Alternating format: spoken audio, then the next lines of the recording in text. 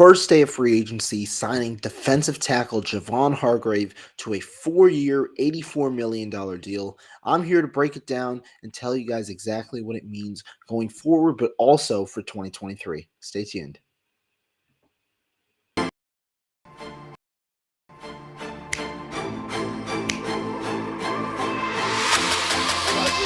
go get him. Let's go get him today, man. Let's go. Hey, dominate on three. 1, 2, 3. Dominate.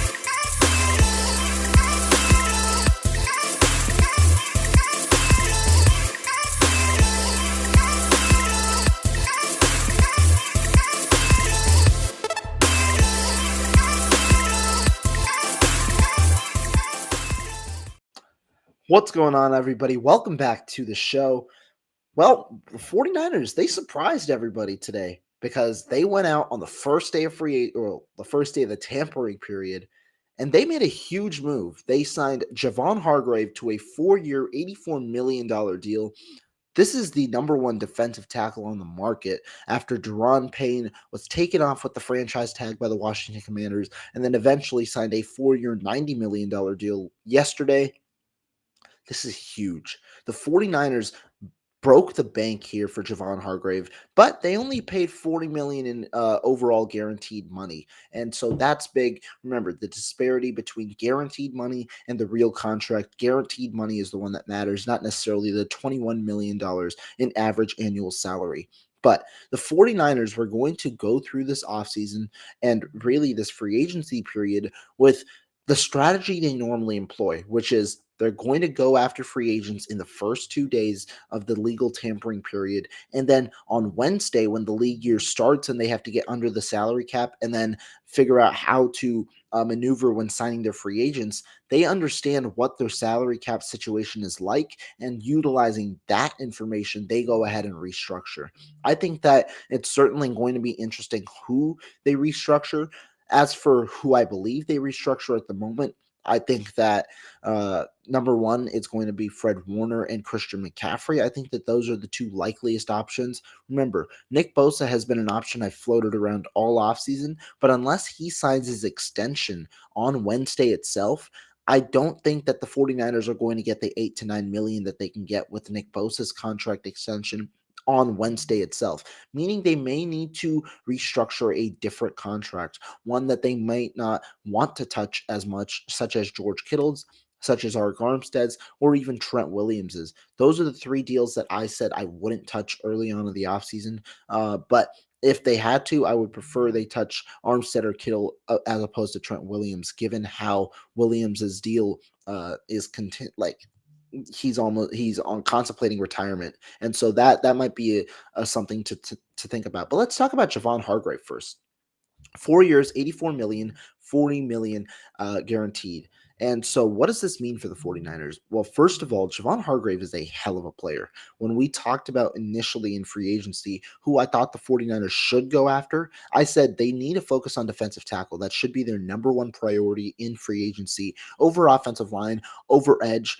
And that was where the 49ers should go. Why? Because the 49ers saw last year that was the position where they were weaker on at the defensive line. And to me, I think it's really important to have 3 down players. The 49ers understood that in 2022. They understood that their strategy of trying to employ depth to try and go forward wasn't necessarily the best strategy compared to their 2019 strategy when they had D Ford, DeForest Buckner, Arik Armstead, and Nick Bosa, 4 3-down players that were able to play consistently on 3 downs, which allowed them to employ their best lineup and really get after the quarterback, but also stop the run at a high level. I think that that's going to be what's really important. And the 49ers showcase that by signing Javon Hargrave, because now you have Nick Bosa, Arik Armstead, Javon Hargrave, and it's also a sign of confidence at the moment in Drake Jackson, because I don't know if the 49ers are going after a high caliber defensive end at the moment. And so that's something that we'll see. I do expect them to sign a defensive end,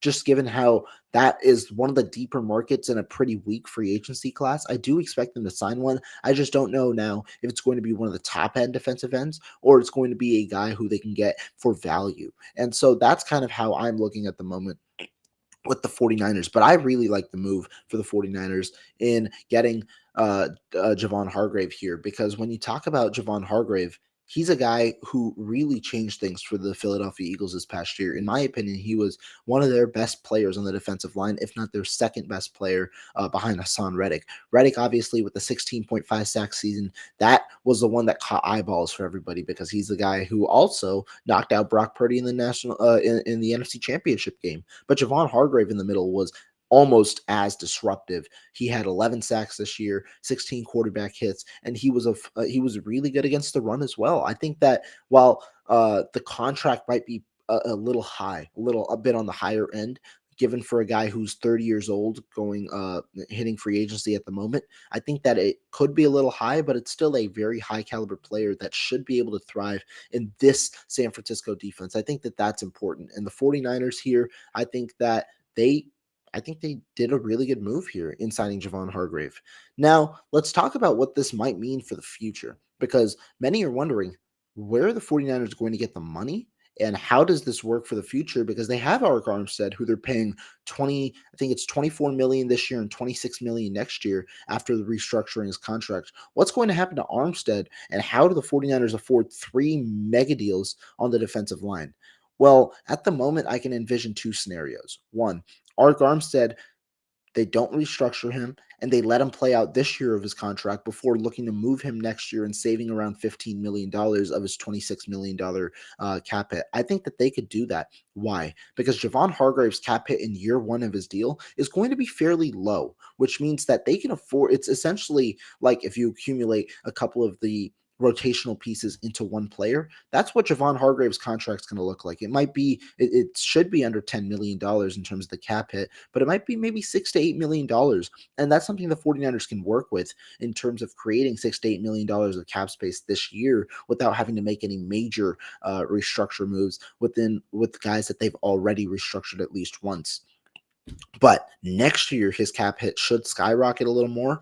And that's also the second year of where he's likely to get guaranteed money in terms of that 40 million of guaranteed money. And so to me, I do think that they might need to make some maneuvers next year because Javon Hargrave will be making a good amount of money next year, but Arik Armstead should be making a good amount of money as well. And so that's where the 49ers are going to need to figure something out. And so I could envision them seeking a trade for Armstead next year, recouping some capital back and saving about 15 million on his deal. But I could also see the 49ers looking to extend Arik Armstead, and that might be the unlikely scenario. I haven't really floated that out as much as I've floated the moving Armstead, moving on from him, or letting him play out the entirety of his deal and moving on from him. But I think they could extend Arik Armstead, move his cap, move his numbers back a couple of years because his extension won't be as significant. Now, at the end of Arik Armstead's extension, it might be it definitely will hurt the team at a 35, 36-year-old Arik Armstead, whatever it may be, getting, $15 million a year. That might be it might not work well, but it also works within what the 49ers are trying to do, which is capitalize on this 2-year window that they have with rookie contracts at quarterback. I think that that's something that they value significantly. And so to me, I think you might envision the 49ers doing that next year as well. But the more important thing, that is next year's talk. The 49ers aren't going to move Arik Armstead this year, likely. Just it doesn't work out with their salary cap situation. And so they can worry about what they want to do next year, depending on how Armstead plays and how Hargrave plays alongside Armstead this year. So I do think that that's important. And I'm getting here from Eric Sully that Kevin Givens just re-signed.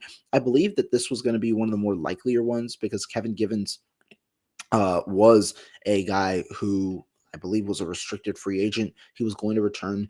I'm interested to see necessarily what tender he gets, but Kevin Givens was a starting caliber player for the 49ers in 2023. And now you've got a pretty strong core because you have Givens, you have Armstead, you have Javon Hargrave, and then also Javon Kinlaw, who, if he recoups some of the explosiveness that he had early on, that might be a solid deal for them. But Javon Hargrave, the big signing for the 49ers this year. We'll see what else happens. 49ers, though, they're aggressive. They have the chance to increase their salary cap to around $40 million. I wonder if they try and even go higher with some more restructures. But I think that they could create around $30 to $40 million with the moves of Christian McCaffrey, Fred Warner, and not Nick Bosa, but Christian McCaffrey, Fred Warner, and there was another one on my mind that I'm Travarius Ward. I think that those are the two that they could think about. And we're seeing here that Givens is getting 1 year deal with $2 million guaranteed. Fine with that deal. The tender, I believe, is $2.43 million fully guaranteed. So it's right underneath the tender. And so it's a good deal for Kevin Givens and a good deal for the 49ers to get it a little cheaper than necessarily expected. Good for the 49ers. They insulate their depth here. But the big thing, Javon Hargrave, the 49ers went out and got Charvarius Ward last year. They get Javon Hargrave this year and solidify a position that they viewed they needed. Defensive tackle. I viewed they needed it. I thought it was the number one priority going into the offseason. I didn't think that they were going to spend a defensive tackle in the last week. Why? Because I thought Daron Payne, since he was off the board, and since there is a huge market for defensive tackle, the 49ers wouldn't spend the money and necessarily overpay for the position. But they end up going out and getting Javon Hargrave, getting a guy who they believe can contribute. And this is likely, I mean, when we see the structure of the deal, the 49ers are likely going to be able to get out of this deal in 2 to 3 years. So if Hargrave's play does decline in his age 33, age 32 season, the 49ers will be able to get out of the deal, but it maximizes the window right now. And I think that Armstead and Javon Hargrave, you could argue, are the best defensive tackle duo in the NFL now with the way that the 49ers are constructed. It should return the 49ers defensive line to one of the best defensive lines possible back after a 2022 season in which I believe they were top 10, but not necessarily at the elite level that 2019 defensive line was. So overall, a good move for the 49ers.